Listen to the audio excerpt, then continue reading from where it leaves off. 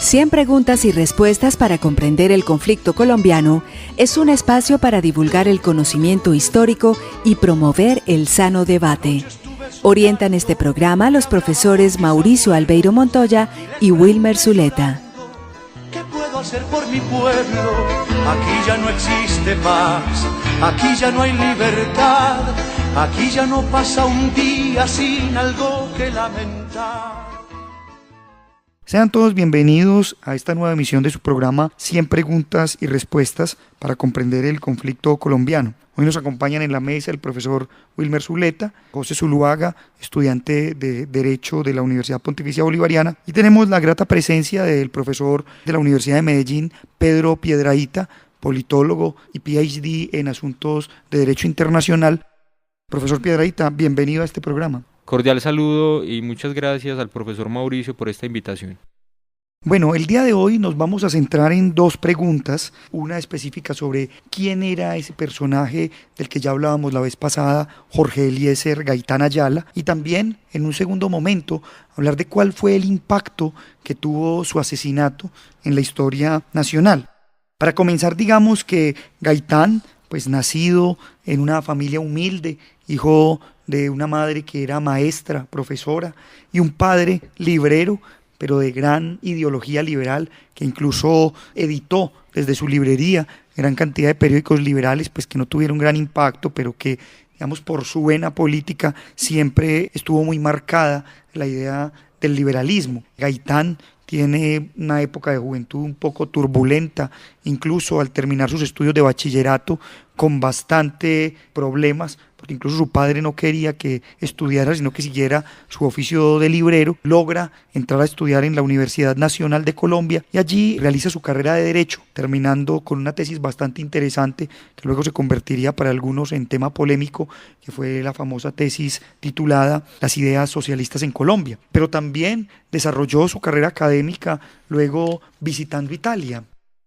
En el año 1926 viajó a Italia a hacer su tesis doctoral, allí ingresó a la Real Universidad de Roma y fue dirigida como tal, o tuvo un acompañamiento propiamente tal por el penalista Enrico Ferri, donde obtuvo el título de doctor en jurisprudencia.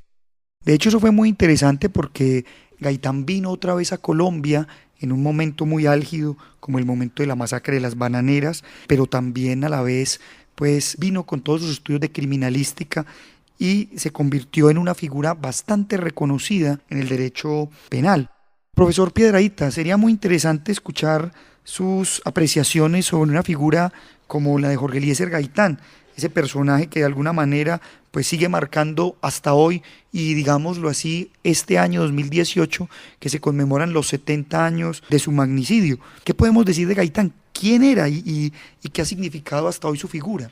Bueno, ustedes han tocado ya varios temas de esa figura académica de Jorge Eliezer Gaitán. En términos políticos, de acuerdo al profesor Gonzalo Sánchez, Jorge Eliezer Gaitán desarrolló su vida a partir de 4 fases, o mejor, podríamos dividir esa vida política en 4 fases. En un primer momento está muy ligado al desarrollo de su tesis doctoral y posteriormente cuando regresa a Colombia y empieza a hacer una crítica fuerte a todo el tema de las compañías extranjeras, a la presencia de lo que él consideraba la dominación extranjera y una clase oligárquica en el país, y eso va a ser importante en términos políticos porque allí es donde empieza a tener un apoyo de la clase obrera. Una segunda fase empieza a darse en la década de los 30, cuando aparece ya la Unión Izquierdista Revolucionaria, y allí es donde empieza Jorge Eliezer Gaitán una lucha contra el latifundio, y es importante porque empieza a obtener un reconocimiento por parte de la clase campesina en nuestro país. Sobre todo su principal bandera allí va a ser la Ley 200 de 1936, que para muchos fue la que instauró la dominación capitalista y latifundista en nuestro país. Una tercera fase se da ya para la década de los 40 y allí es donde él empieza a hablar del desgaste de la revolución en marcha, sigue entonces con una oposición a la oligarquía, y en esta década de los 40 es cuando en términos políticos Gaitán se empieza a volver molesto para las clases tradicionales, para estos partidos burgueses como es el Partido Liberal y Conservador. Y una etapa final es el regreso de Gaitán al Partido Liberal, y allí es donde el sector más de derecha, por así llamarlo, empieza a considerarlo una amenaza para el sistema político. Bastante interesante. Yo quiero invitar a la audiencia para que escuchemos un fragmento de uno de los tantos discursos que Gaitán realizó en plaza pública.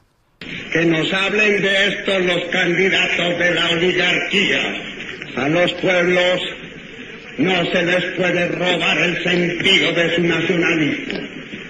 En cuanto el nacionalismo no sea agresivo, no sea repulsión del elemento extranjero que debe ser fraternalmente acogido entre nosotros en cuanto venga a prestar un beneficio.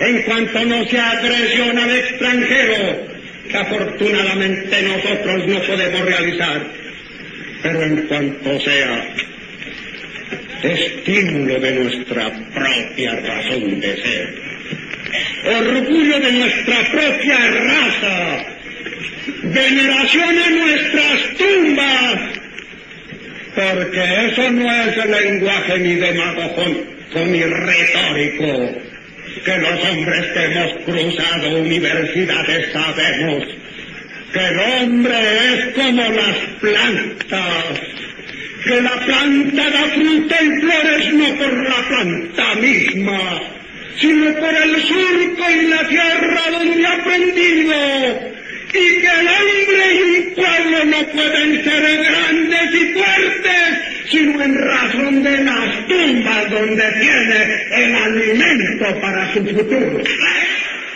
Escuchábamos ahí la voz de Gaitán, esa voz que para muchos era la voz de la esperanza en una época de mucha violencia. También podemos decir aquí que Gaitán tuvo muchos cargos dentro de la política en esta época. Fue alcalde de Bogotá, ministro de Educación, senador en aquella época cuando ser senador se hacía no por voto popular, sino que se elegía por las asambleas departamentales. Además también fue miembro activo de la UNIR, como muy bien decía el profesor Pedro, que para muchos después ese mismo movimiento fue traicionado por Gaitán cuando volvió al Partido Liberal. Y entre muchas de los temas que podemos decir, entre las curiosidades de esta vida política que desarrollaba Gaitán, fue como una huelga de los choferes, los conductores de buses, fue la que lo terminó sacando de la alcaldía, porque Gaitán quería uniformarlos y llamarlos pues como a unas brigadas de aseo. Y también algo que es muy interesante, que en algunos de los textos se pude rastrear el interés de Gaitán por el tema del voto obligatorio.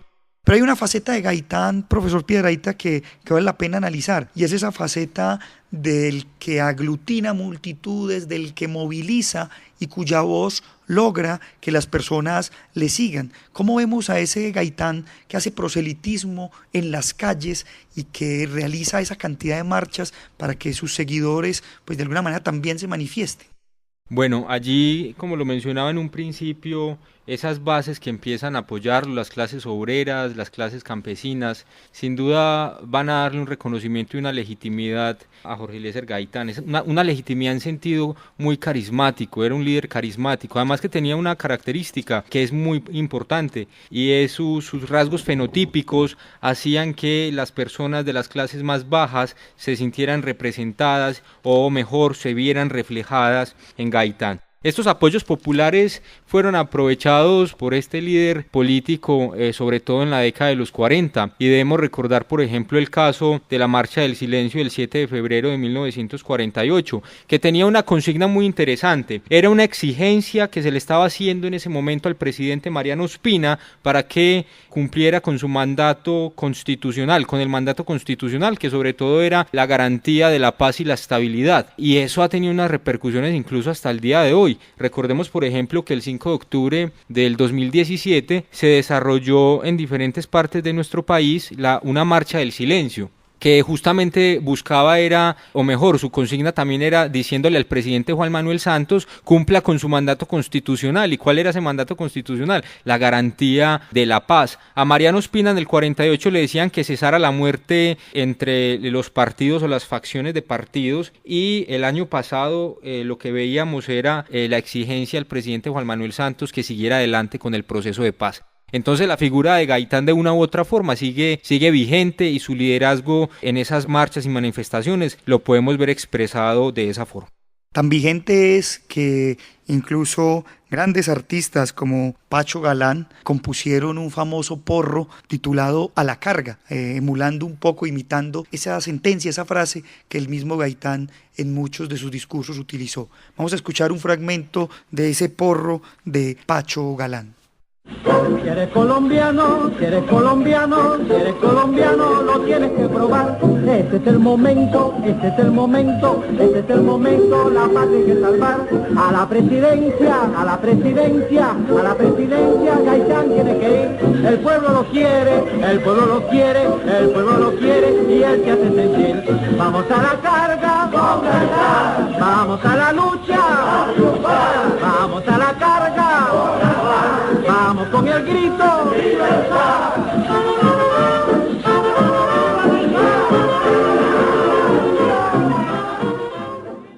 Uno de los temas más interesantes y polémicos de todas estas preguntas que hemos hecho sobre Jorge Eliezer Gaitán es el asunto de su asesinato. Pero no solamente ese asesinato material, sino también de eso que hemos llamado el asesino o el responsable intelectual, que hasta el día de hoy sigue siendo un misterio. Wilmer, ¿qué podemos decir de esas famosas hipótesis que se han tejido sobre los asesinos o los responsables intelectuales de ese magnicidio del 9 de abril de 1948? En la tesis doctoral de Rubén Darío Acevedo Carmona se hablaba que antes de la muerte fáctica de Jorge Eliezer Gaitán hubo una muerte simbólica, porque a través de la caricatura tanto conservadores como liberales lo habían matado. Lo pintaban los liberales como fascista por su paso por Italia y los conservadores lo tildaban de comunista porque era un político de centroizquierda para muchos y con algunas ideas populistas para otros. Por ende, se han hilvanado 4 hipótesis de quién pudo haber sido el posible asesino intelectual o autor intelectual de la muerte de Jorge Eliezer Gaitán. Inicialmente se sospechó de miembros de ambos partidos, como el Partido Liberal estaba dividido y el conservador era el enemigo acérrimo. Esas fueron las 2 primeras hipótesis, pero con el pasar de los años se desclasificó un archivo del embajador de Estados Unidos, Willey, de entonces, en donde se decía cuidado con Gaitán, y a partir de allí nació una hipótesis que también ha defendido la misma hija, Gloria Gaitán, de que fue la CIA la que ordenó el asesinato de Jorge Eliezer Gaitán. Y la última hipótesis tiene que ver con el tema Fidel Castro, que es la menos creíble, porque Gaitán, el día que fue asesinado, tenía una reunión a las 2 de la tarde con Fidel Castro, que era bastante joven y aún le faltaba 11 años para hacer la revolución cubana. Por eso esta hipótesis de que el que lo mató fue Fidel Castro es poco creíble, sin embargo también existe. El hecho es que hasta con el paso del tiempo, Roa Sierra también está dudándose que él fue el que lo mató. Y están implicando también en el asesinato de Gaitán a Neira, el papá de Plinio, a Puleyo, porque se dice que él también era cómplice de la CIA. Y esto viene desde Gloria Gaitán. Por eso este tema de quién mató a Gaitán cada día se pone más interesante, porque a ciencia cierta solamente se sabe que murió a la 1:05 de la tarde, que iba a almorzar saliendo de su despacho con sus amigos, y también hay discusión incluso si les dispararon por delante o por detrás, y finalmente vale decir que Gloria Gaitán dice que le dispararon de frente y que él volteó la cara y que por eso inventaron que le habían disparado de atrás, y cuando él cayó al piso estaba solo, no en compañía de sus amigos como inicialmente se había dicho. El hecho es que la discusión está abierta y seguramente los compañeros de esta mesa van a aportar sobre estas hipótesis al respecto.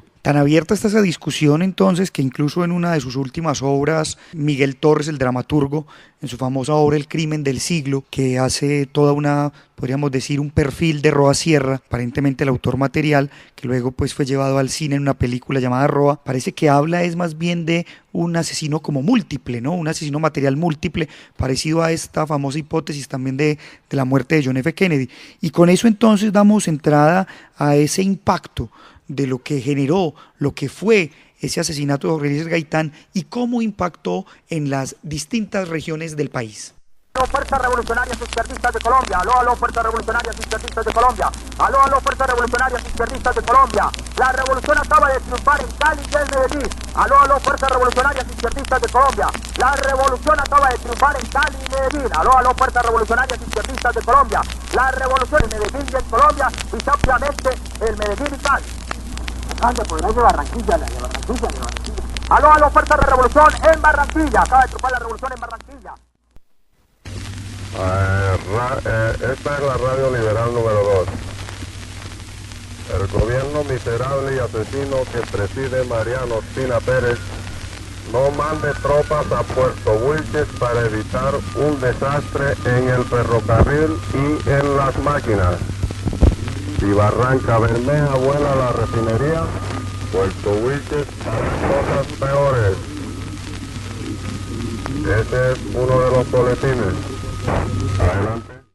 Escuchábamos algunos audios donde se habla un poco cómo se tomó la radio, disidentes liberales que tomaron las instalaciones de las distintas emisoras en el país llamando a la revolución. Y no solo sucedió en Bogotá, sucedió también en Cali, en Barranca Bermeja, y la radio se convirtió, como por decirlo de alguna manera, en la primera chispa, en la primera forma de polvorín para que la gente empezara a salir a las calles.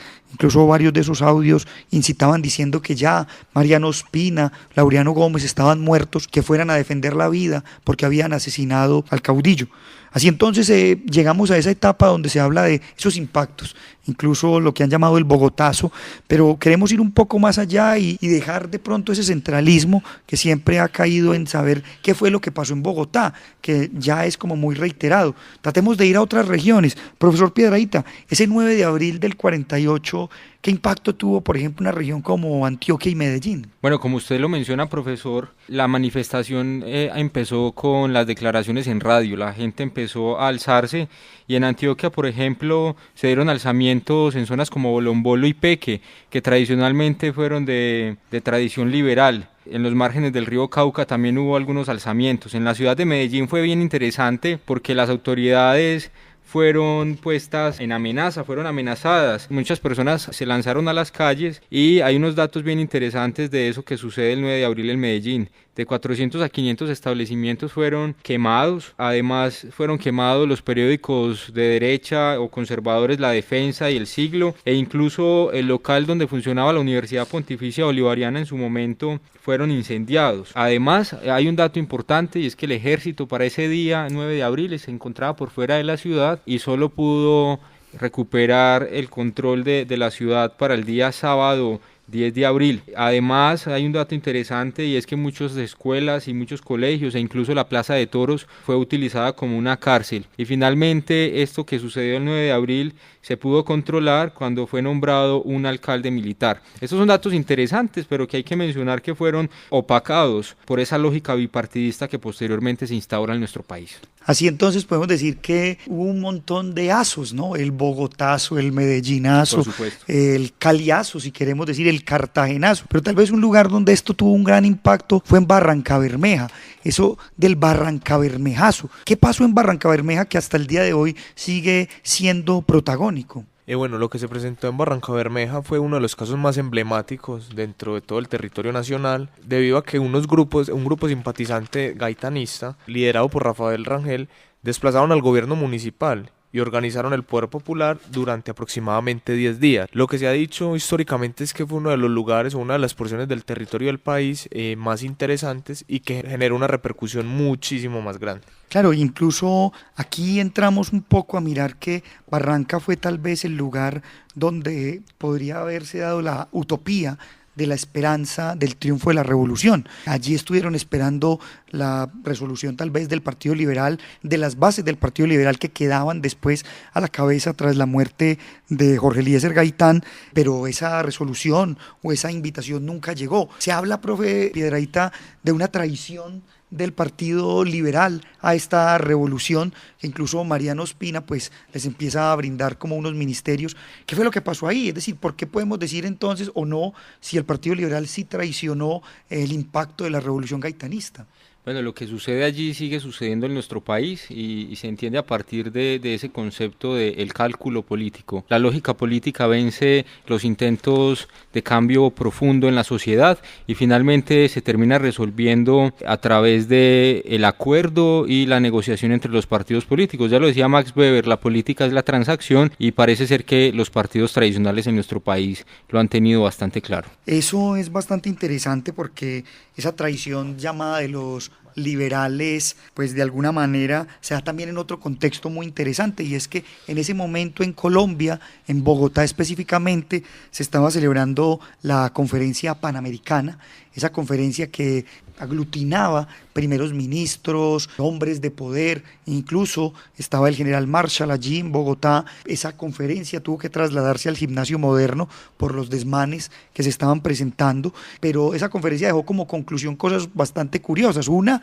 que casi que se declaró a los comunistas como los responsables de los desmanes, los desórdenes. Días después el presidente Mariano Ospina expulsa a los dignatarios del gobierno soviético e incluso pues queda en el aire como la responsabilidad de los comunistas del asesinato de Gaitán, y incluso en esa declaración de la conferencia panamericana se habla pues de prohibir las ideas comunistas. Recordemos que estábamos también en los inicios, en los albores de lo que sería la Guerra Fría. Y quiero terminar diciendo dos cosas que me parecen bastante interesantes. También aquí hubo también el papel de la Iglesia. Recuerden ustedes que el Papa Francisco, cuando vino su visita a Colombia, beatificó a Pedro María Ramírez, aquel sacerdote de Armero que fue asesinado ese 10 de abril, aparentemente por líderes liberales que llegaron hasta la iglesia y asesinaron al sacerdote a quien acusaron de patrocinar y entregar armas a los conservadores. Y en este espacio de leyes, o en este escenario de leyes, pues están dos cosas que también llaman la atención. En diciembre de ese mismo 1948, el presidente de turno da un indulto para quienes hayan hecho desmanes en esas fechas, pero también se da posteriormente un decreto, que sería el decreto 1445 en 1948, un decreto bastante interesante porque es un decreto que rebaja a mitad de precio los espectáculos populares, rebaja a mitad de precio el transporte público e incita a que la gente vaya a estos espacios, tal vez un poco para bajar la marea, bajar, digamos, la efervescencia que la gente tenía. Algunos lo han visto como ese ejercicio de pan y circo, ¿no?, para controlar. No sé, yo creo que con estas visiones damos un poco la esencia de este pensamiento de Gaitán y todo lo sucedido. Quisiéramos dar la palabra a nuestros invitados para que den una conclusión sobre estos temas y terminaremos escuchando otro fragmento de otro elemento de la radio que también se suscitó en el momento del asesinato de Jorge Eliezer. Dando las gracias a la compañía del profesor Pedro Piedrahita, profesor de la Universidad de Medellín. Profe, tenga usted la bondad de cerrar este programa. Bueno, muchas gracias de nuevo por la invitación, y para terminar yo simplemente quisiera dejar la pregunta al aire. ¿Para quién era incómodo Jorge Eliezer Gaitán? Seguramente ya no vamos a saber los detalles, pero yo creo que es una pregunta clave para seguir haciéndola de forma permanente, porque desde la teoría política siempre se ha planteado el concepto de las eminencias grises o los segundos poderes, esos líderes políticos de los subgobiernos o los criptogobiernos que muchas veces manejan la política a su amaño. Muchas gracias por la invitación. Gracias a UN Radio por este espacio, y a ustedes, nuestros oyentes, los esperamos en una próxima emisión de su programa 100 preguntas y respuestas para comprender el conflicto colombiano. A los colombianos en el exterior, a los colombianos en el exterior, a los colombianos en el exterior, a la 1:30 del día 9 de abril de 1948, a la abril de 1948, año entre las 14 y 15, fue asesinado por un policía conservador, el doctor Jorge Eliezer Gaitán, por órdenes del Partido Conservador y del gobierno conservador. 4 balazos por la espalda le dio el policía conservador mandado por el gobierno conservador y asesinó a la 1:30 al salir de su oficina el doctor Jorge Eliezer Gaitán, situada en las calles 14 y 15 con carrera séptima. 100 preguntas y respuestas para comprender el conflicto colombiano es un espacio para divulgar el conocimiento histórico y promover el sano debate. Orientan este programa los profesores Mauricio Albeiro Montoya y Wilmer Zuleta. ¿Qué puedo hacer por mi pueblo? Aquí ya no existe paz, aquí ya no hay libertad, Aquí ya no pasa un día sin algo que lamentar.